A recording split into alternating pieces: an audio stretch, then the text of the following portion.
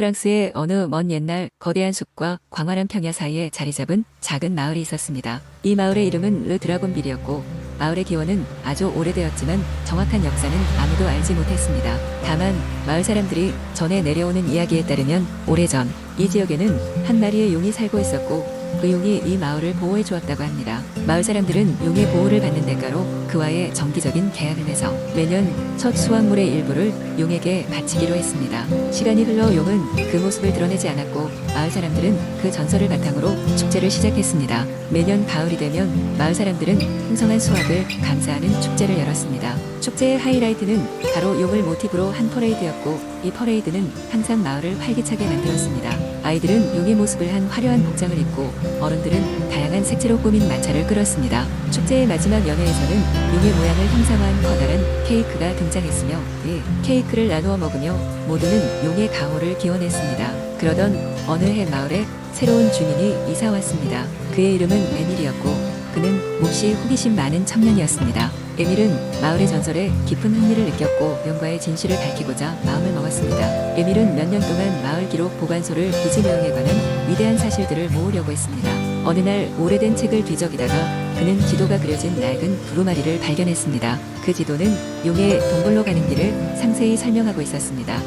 에밀은 즉시 그 지도를 따라 용의 동굴을 찾으러 떠나기로 결심했습니다. 여정을 떠나기 전 에밀은 그의 충실한 친구인 셀린느에게 이 사실을 알렸습니다. 셀린느는 처음에는 망설였지만 곧 에밀과 함께하기로 했습니다. 두 친구는 용감하게 두루마리에 그려진 경로를 따라 위험천만한 숲을 지나고 거대한 강을 건넜습니다. 끝없는 여정 끝에 마침내 그들은 신비로운 동굴 앞에 도착했습니다. 동굴 안에 들어가자 그들은 오래된 벽화와 고대의 문자로 장식된 거대한 홀을 발견했습니다. 중앙에는 잠자고 있는 듯한 모습의 아름다운 용상이 있었습니다. 그의 비늘은 황금빛으로 빛나고 그의 눈은 오랜 지혜를 머금고 있었습니다. 갑자기 그 용상이 움직이기 시작했고 곧 거대한 용인 아르망이 그들 앞에 모습을 드러냈습니다. 에밀과 셀린느는 두려움에 떨었지만 용 아르망은 부드러운 목소리로 그들을 안심시켰습니다. 아르망은 그동안 인간 세계와의 소통을 끊고 조용히 썰고 있던 이유를 설명했습니다. 그는 순수한 마음을 갖고 전설의 진실을 밝히려는 에밀과 셀린느의 용기와 지혜를 높이 평가하며 그동안 잊고 있던 마을과의 계약을 다시 갱신하겠다고 했습니다. 아르망은 용의 교훈과 지혜를 두 젊은 이들에게 전해주며 마을로 돌아가서 함께 번영할 수 있도록 도와줄 것을 약속했습니다. 에밀과 셀린느는 감동하여 마을로 돌아왔고 그 후로는 용과의 계약이 마을에 전래되어 모두 행복하게 살아갈 수 있었다고 전해집니다. 그리고 르 드라곤빌은 몇 세대에 걸쳐 성장하고 번영하며 그들의 전통과 문화는 끊임없이 이어졌습니다. 두 번째 이야기. 옛날 옛적 프랑스의 깊은 숲속에 칼리라는 이름의 젊고 용감한 사냥꾼이 살고 있었습니다. 칼리는 언젠가 자기만의 이야기를 만들어내고 싶다는 꿈을 가지고 있었어요. 그러던 어느 날 그는 마법의 복숭아가 자란다는 전설적인 숲을 찾아 나섰습니다. 칼리는 숲을 가로질러 여러 날을 걸어갔고 마침내 사방에서 환한 빛이 쏟아지는 신비로운 숲의 한복판에 도착했습니다. 그곳에는 아름다운 여인이 있었는데 그녀의 이름은 에바이였습니다. 에바는 마법을 통해 숲을 지키며 살아가는 신비로운 존재였습니다. 그녀는 칼리를 보자 미소를 지으며 말을 걸었습니다. 무엇을 찾고 있나요? 젊은 사냥꾼님. 칼리는 잠시 주저하더니 마법의 복숭아를 찾아 이곳에 왔다고 말했습니다. 에바는 고개를 끄덕이며 그를 숲 깊숙이 안내했습니다.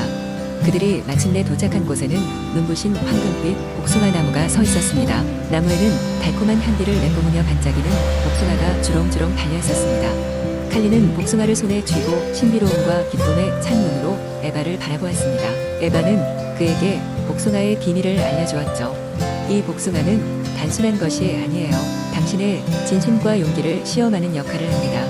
복숭아를 한 입 베어 문 순간 칼리는 환상 속에 빠져들었습니다. 그는 자신의 초원과 바위산이 펼쳐진 새롭고 환상적인 세계에 서 있다는 것을 발견했어요. 그곳에는 그의 용기와 지혜가 필요한 다양한 도전들이 기다리고 있었습니다.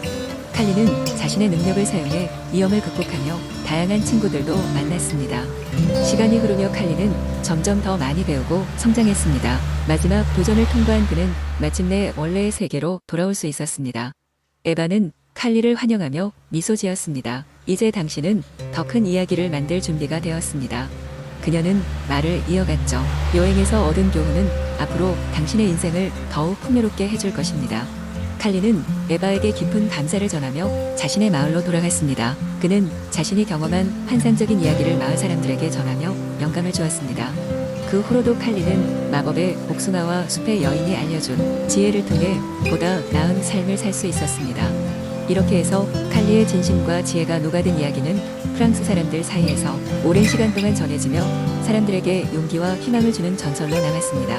세 번째 이야기. 옛날 옛적 프랑스의 깊은 숲속에는 알려지지 않은 신비로운 골짜기가 있었다. 이 골짜기는 마법 같은 분위기를 풍기며 순수한 마음을 가진 사람만이 찾을 수 있다는 전설이 전해졌다. 프랑스 남쪽 작은 마을에 루이라고 불리는 젊은 탐험가가 살고 있었다.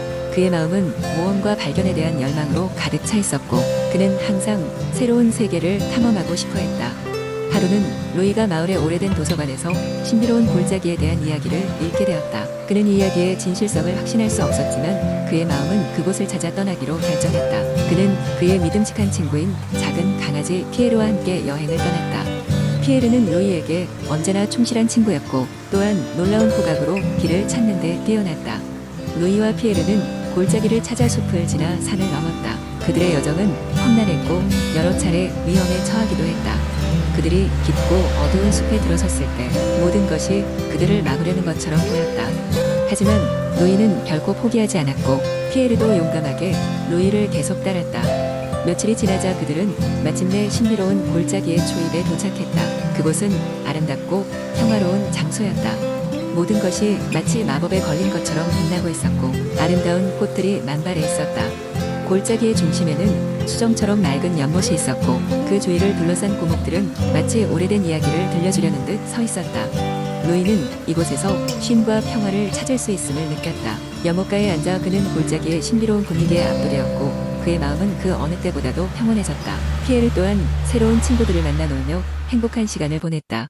그런데 골짜기에서 며칠간의 보람찬 시간을 보내던 중 루이는 이곳이 마치 시험과도 같다고 느끼기 시작했다. 그는 이 아름다운 장소를 떠나 여정을 계속해야 할지 아니면 이곳에 머물러야 할지에 대한 고민에 사로잡혔다. 한밤중 그는 꿈속에서 신비로운 목소리를 들었다. 여기서 너는 내가 찾는 답을 찾을 수 없다.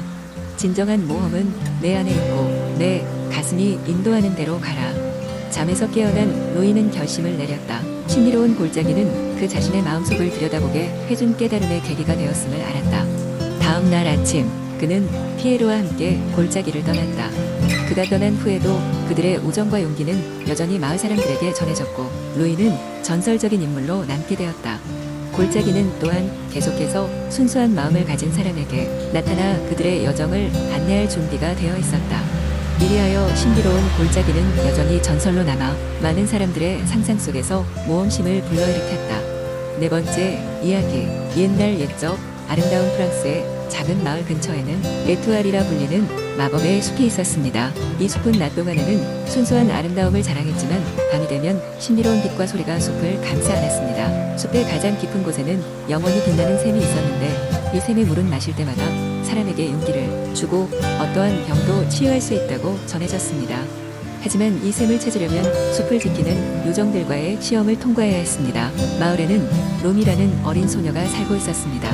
그녀는 항상 새로운 모험을 꿈꾸며 지냈습니다.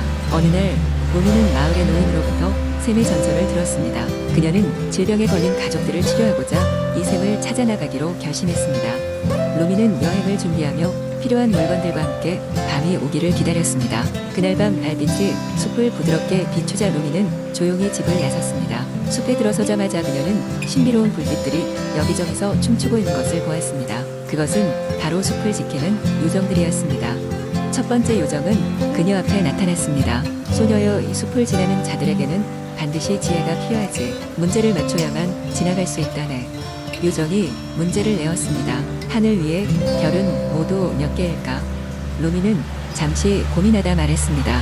하늘에 별은 셀 수 없어요. 무한하니까요. 요정은 미소 지으며 길을 열어주었습니다. 숲의 더 깊은 곳에서 두 번째 요정이 나타났습니다. 용감한 소녀여, 너의 용기를 시험할 것이다. 눈앞의 환영을 통해 두려움을 직시하고야 말게 될 것이야. 눈앞에는 그녀가 가장 두려워하던 장면들이 나타났습니다. 루미는 용기를 내어 눈을 똑바로 뜨고 외쳤습니다. 이 또한 환영일 뿐 내가 겁낼 것은 없어요. 그러자 요정은 그녀에게 감명을 받아 환영을 없애주고 더 나아갈 수 있도록 해주었습니다. 세 번째 요정은 숲의 성소 근처에서 루미를 기다리고 있었습니다. 마지막 시험이지. 진실한 마음만이 샘의 물을 받을 수 있어. 내가 바라는 것은 무엇인가? 루미는 말했습니다. 제 가족들이 건강해졌으면 좋겠어요.